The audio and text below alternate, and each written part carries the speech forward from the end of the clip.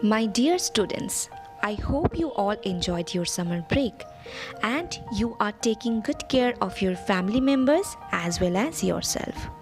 It is a daunting task for all of us to keep a good mental health, but we are doing fine because we are all in this situation together, right?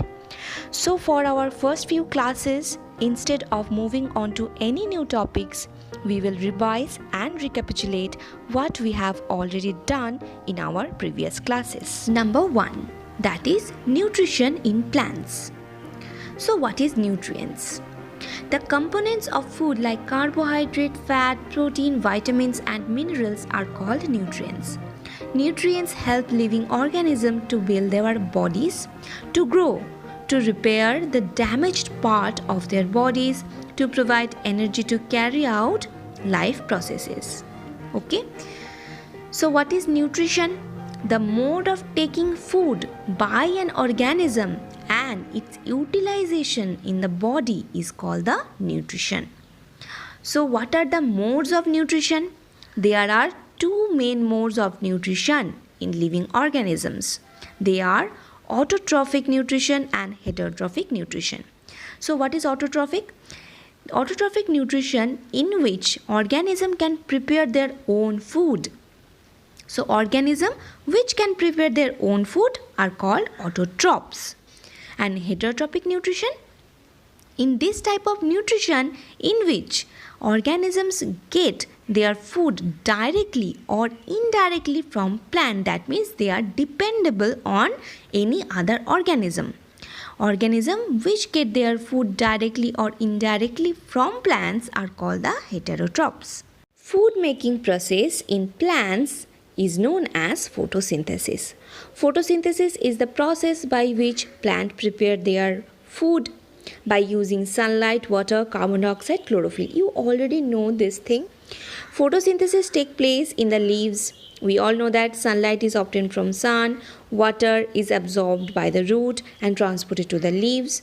Carbon dioxide is taken from the air through the small pores in the leaf called the stomata. You can see the picture here. Chlorophyll are the green pigments present in the leaves. There are two types of stomata. They can be closed stomata and open stomata.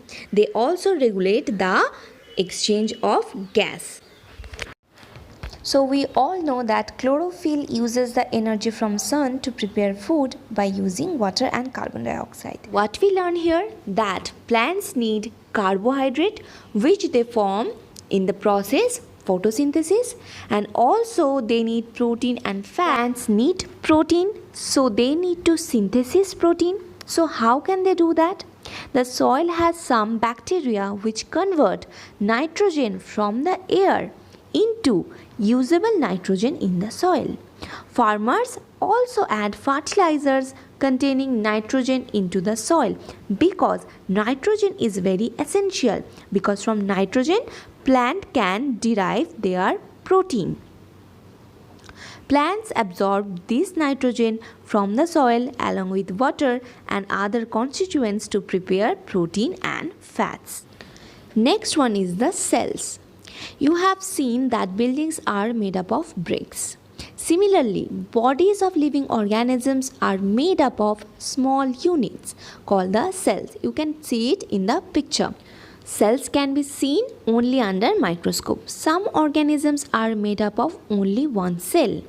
The cell membrane is enclosed by a thin outer boundary which called the cell membrane. You can see it in the picture. Most cells have distinct centrally located spherical structure called the nucleus. The dense part of the cell is known as the nucleus. And the nucleus is surrounded by a jelly-like substance called the cytoplasm.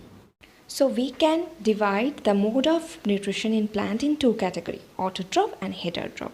And we can further divide heterotroph into insectivorous, parasite, symbiotic and saprophytic mode of nutrition. Parasitic plants do not have their own chlorophyll, so that is why they cannot prepare their food. They get their food from other plants called the host. Alright, so they have to be dependable on any other plant. Muscata is the parasitic plant, whereas the plant from which it is getting its nutrition is known as the host. Next one is the insectivorous plants. This kind of plants which feed on insects. Example is pitcher plant. Leaf of the pitcher plant is modified into a pitcher. Look at the picture. The end of the pitcher has a lid which can open and close. When an insect enters the pitcher, the lid closes. The insect is then digested by the digestive juices inside the pitcher, and that is how they absorb the nutrient from the insect. Saprotrophs. These plants which do not have chlorophyll and cannot prepare their own food, so they are also heterotroph, of course. They get their food from the dead and decaying organic matter. Nutrition here is known as saprophytic nutrition, and those organisms are known as saprotrophs. So what is symbiotic relationship? Some plants live together and share shelter and nutrients. Example, lichens. In lichens, an algae and a fungus live together in association. The fungus provides shelter, water and minerals to the algae, and in the exchange, the algae provides food to the fungus which it prepares by photosynthesis. Because algae possess the chlorophyll pigment, so it can produce its own food, but fungus cannot. So that is why they live in association together. This chapter we will learn about two activities. In activity number 1, we will observe that sunlight helps to produce starch in plants.